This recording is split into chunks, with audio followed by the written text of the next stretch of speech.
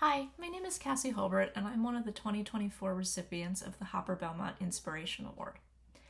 I recently started as an assistant professor in the Department of Biology at Loyola University, Maryland, and I also hold a secondary appointment as an adjunct assistant professor of oncology in the Cancer Genetics and Epigenetics program at the Sidney Kimmel Comprehensive Cancer Center at Johns Hopkins School of Medicine.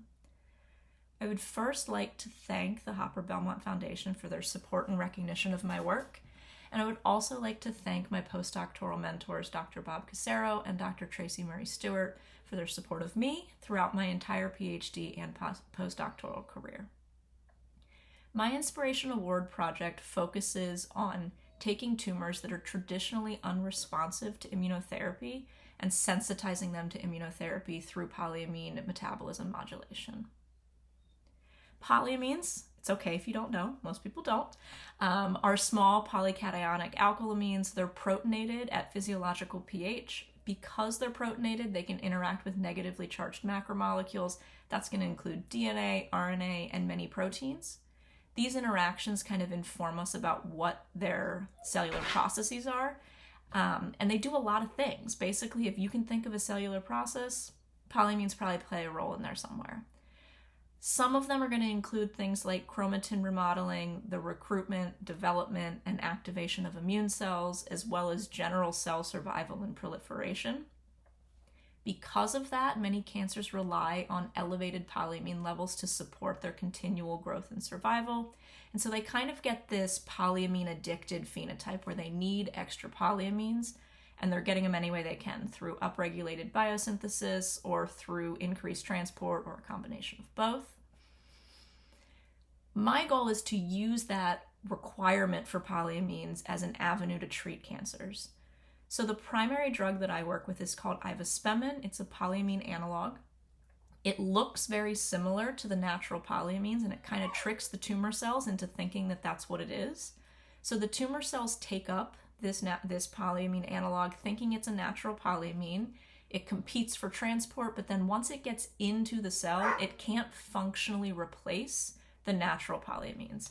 And the end point here is really that these cells end up starved of the polyamines that they need to grow, divide, and survive.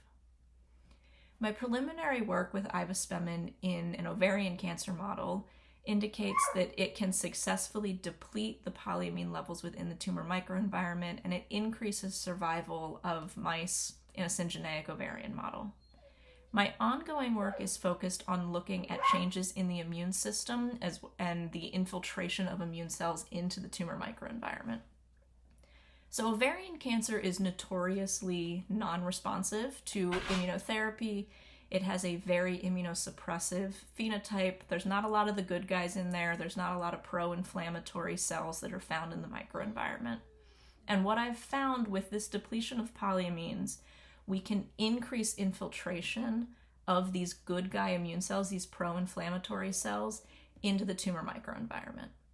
So the hope there is that we're essentially taking a cold tumor and turning it into a hot tumor, meaning that we're taking a tumor that would traditionally be non-responsive to immunotherapy, we're increasing the availability of these pro-inflammatory cells, and therefore increasing the response of these tumors to immunotherapy. My work has spurred the development of a phase 1 ovarian cancer trial using ivospemin as a single agent, but importantly, ivospemin is currently being evaluated in a phase 2-3 trial in pancreatic cancer. Since pancreatic cancer tends to also be non-responsive to immunotherapies, there's a potential for my work in ovarian cancer to be extrapolated out into that pancreatic population.